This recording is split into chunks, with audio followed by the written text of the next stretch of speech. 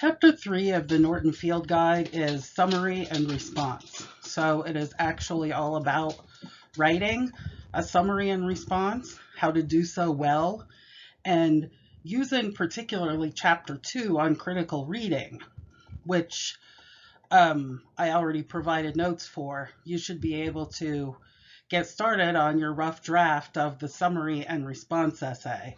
That is our first essay of the semester. So here are some ideas and notes from the summary and response chapter. So what is a summary? A summary is your own brief writing about someone else's writing. It is, of course, shorter than the original. So a summary takes something that someone else has written and puts it into your own words and makes it more brief. It is not an opinion.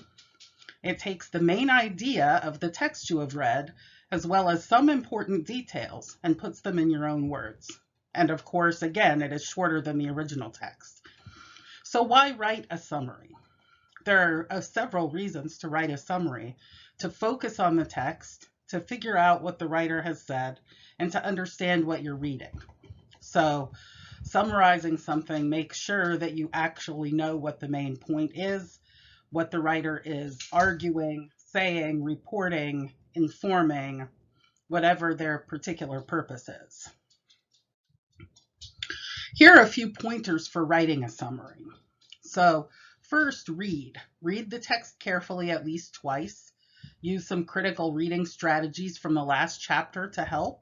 So strategies such as reading more slowly, reading once quickly, previewing the text, reading a second time for landmarks, annotating. All of those ideas you should go back to from chapter 2 in order to read the texts carefully. In order to write a summary, then, describe the text accurately, fairly, and leave out any counter-arguments or anecdotes, some of the less important details.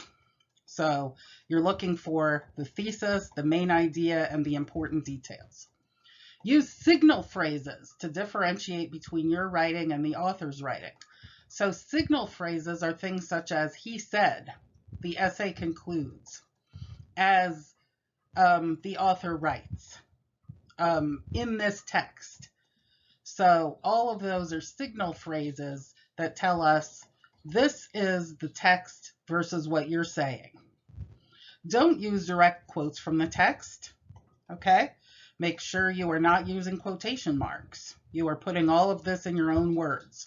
So the only words that you're lifting directly from the text are things like nouns. So the word community college, the word college, of course, can't be changed to something else. Statistics can't be changed, but strings of words, strings of about 5 words in a row that the author writes, you should not write. You should put them in your own words. And then the first sentence of your summary should have the article's name and title. So you can start it with the word in, I-N, or you can start it with the author's name, however you do that in the first sentence. So there are some tips and pointers. And of course, I also have one sample of a summary printed on our Blackboard page, and that summary is also in our textbook. So there is a sample summary from a student that can give you an idea of how to get started on writing the summary. So what is a response? The response is your own engagement with the text, your reaction to it. So it is your opinion. The response is different from the summary. There are several ways to respond to a text and write a response about it. So it gives you the opportunity to respond to the writer. It shows that you're part of a larger conversation about the topic. And there are several ways that you can respond: by analyzing, by taking a position, or by reflecting, or a combination of all of those. So there are 3 ways to do so, and these have been discussed in chapter 2 as well. Respond to what the text says, its ideas. So you can agree or disagree with all or parts of the argument. You can also find things and discuss what the author leaves out, perhaps.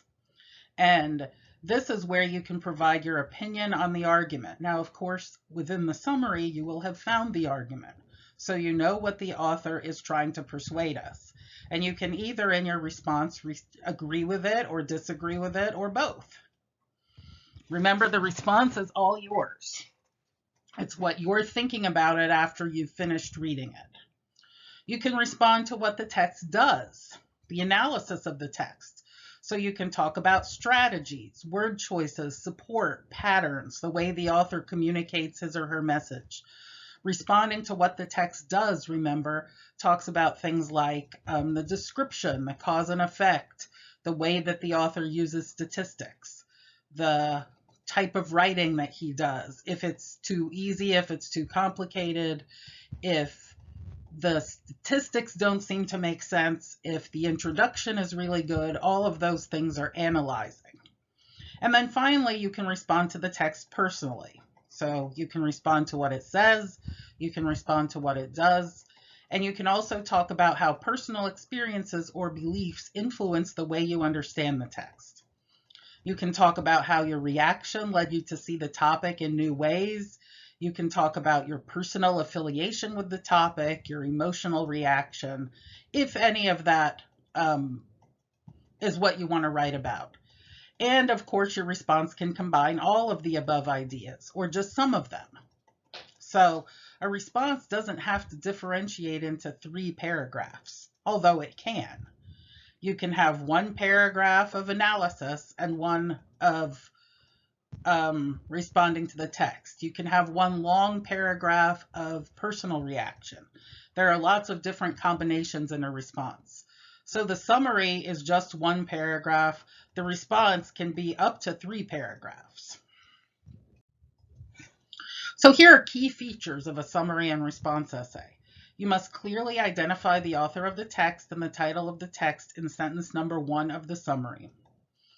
In your paper, the first paper you're writing, you should write a brief summary between 200 and 300 words.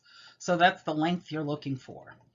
Each of the essays that you can pick from, so remember you have 2 essays that I've printed or linked to, not printed, but I've linked to those essays on our Blackboard page.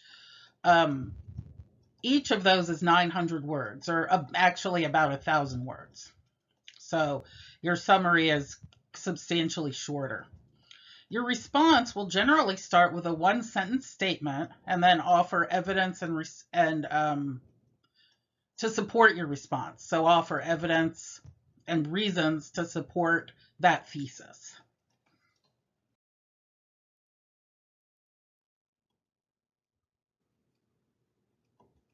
So our book has several, or actually 2 different kinds of organizational patterns for the summary response essay.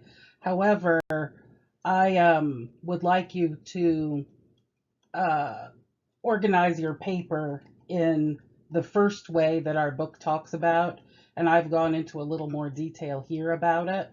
So what I'd like you to do is to first write a summary paragraph. So indent 5 spaces in proper MLA format to start your paragraph, introduce the article, and summarize it in 1 paragraph, as I've talked about in this slideshow. Then your next body paragraph will be your response. So you may have 1 to 3 paragraphs of response. Paragraph number 1 could be response to what the text says. Paragraph 2 could be response to what the text does.